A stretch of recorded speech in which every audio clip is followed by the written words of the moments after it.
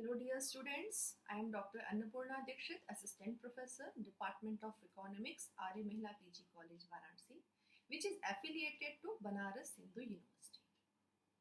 The topic which I will discuss today is ridge lines or the economic region of production. Ridge lines are also known as Riju रेखा. इन्हें हम रिजु रेखा के नाम से भी जानते हैं या उत्पादन का आर्थिक क्षेत्र के नाम से भी हम जानते हैं. इसके I have discussed properties of isoquant curve in the previous class. It is part of isoquant curve. So let's proceed towards the ridge lines or the economic region of production. Economic system only considers those factor combinations which are technically efficient, or we can say where the marginal product is zero but positive. आर्थिक दृष्टिकोण से केवल उन्हीं factor combinations को, उन्हीं साधनों के संयोगों को चुना जाता है जो कि तकनीकी रूप से कुशल होते हैं, विच आर टेक्निकली एफिशिएंट, और जहां पर साधनों की सीमांत उत्पादकता घटती हुई होती है, डिमिनिशिंग होती है, लेकिन धनात्मक होती है. इसे हम एक ग्राफ के थ्रू समझ सकते हैं. We have explained this through this graph. On x-axis we have shown labor, on y-axis we have shown capital. OA and OB are the ridge lines. So first of all, let's know what do we mean by the term ridge lines. Ridge lines are the locus of point of isoquants where the marginal productivity of any of the factors is zero.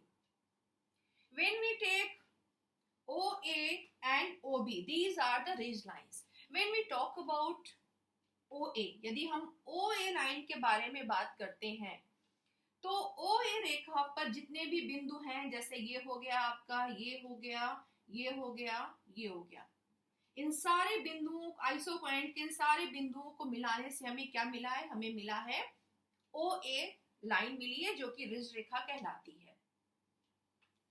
दूसरी ओर यदि हम बात करते हैं, lower portion की बात करते हैं, तो this point, this point, this point and this point, when we combine all these points of isoquants we get OB. तो यहाँ पे OA और OB जो है रिज रेखाएं हैं. तो यदि हम बात करते हैं रिज रेखा से ऊपर, जहां पे आइसोक्वांट कर्व जो है पॉजिटिवली स्लोप्ड हो जाता है, positively sloped isoquant curve show करता है कि प्रोड्यूसर को सेम आउटपुट प्रोड्यूस करने के लिए पहले से अधिक मात्रा में लेबर और कैपिटल को लगाना पड़ेगा, which we can see in IQ2 में. हम देख सकते हैं कि 2000 यूनिट्स हमें दिखाया है कि IQ2 जो है वो दिखाता है कि 2000 यूनिट्स का प्रोडक्शन किया जाता है. यदि हम H पॉइंट पे होते हैं, H पॉइंट कहाँ पे लाई कर रहा है? H point lies on the ridge line. इसके ऊपर होते हैं तो ये दिखा रहा है कि 2000 यूनिट्स के प्रोडक्शन के लिए हमें इतना लेबर चाहिए और हमें इतनी मात्रा में हमें कैपिटल चाहिए. लेकिन यदि हम बात करते हैं आर बिंदु की बात करते हैं, तो आर बिंदु भी आइसोक्वांट 2 के ऊपर ही लाई करता है, लेकिन ये पॉजिटिवली स्लोप्ड हो जाता है. तो मैंने बताया था कि जो पॉजिटिवली स्लोप्ड पोर्शन होता है आइसोक्वांट कर्व का, that shows that the marginal productivity of the factor has become negative. तो यदि हम बात करते हैं R पॉइंट की बात करते हैं, तो R पॉइंट दिखाता है कि same level of output which is 2000 units could be produced by using more number of labor and more number of capital. यदि यहाँ पे होते हैं तो ये क्या दिखा रहा है? यदि हम यहाँ से कंबाइन करते हैं तो ये दिखा रहा है कि इसके आर बिंदु के ऊपर कैपिटल और लेबर की अधिक मात्रा प्रोड्यूसर को लगानी पड़ती है उसी सेम यूनिट ऑफ आउटपुट को प्रोड्यूस करने के लिए.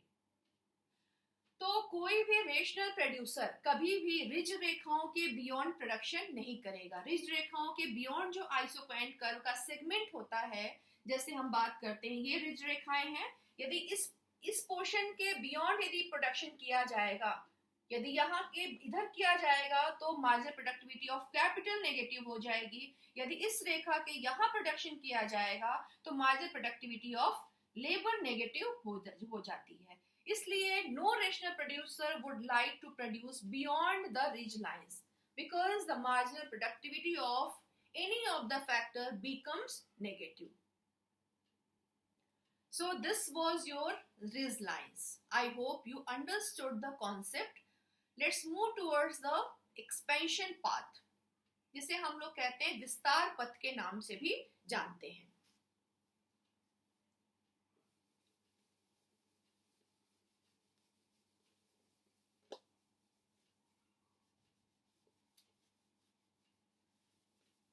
विस्तार पथ या expansion path, it is the locus of points where the isocost curve and isoquant curves are tangent to each other.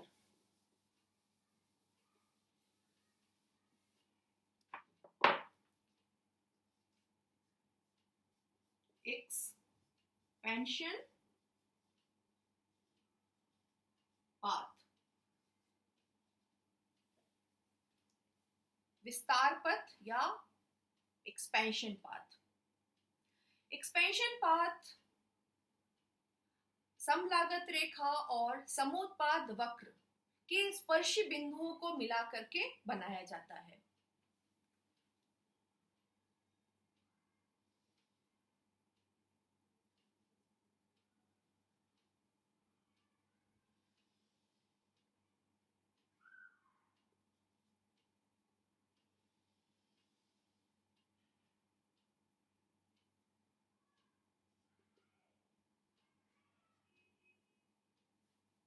So these are the isocost lines.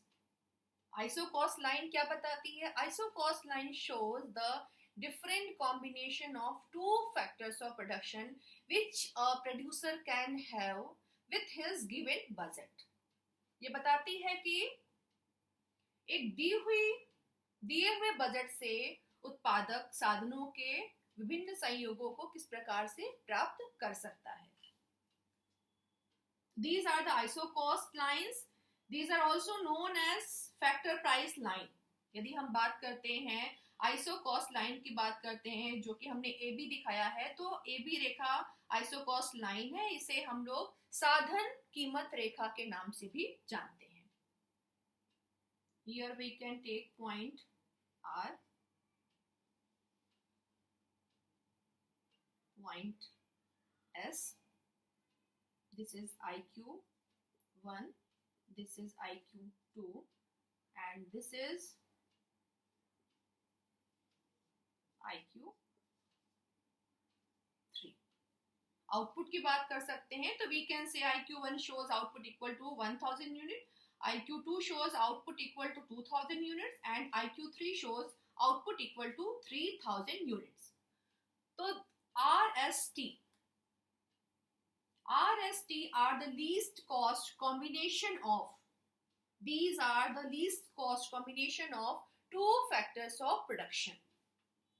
When we combine this through a line, we get expansion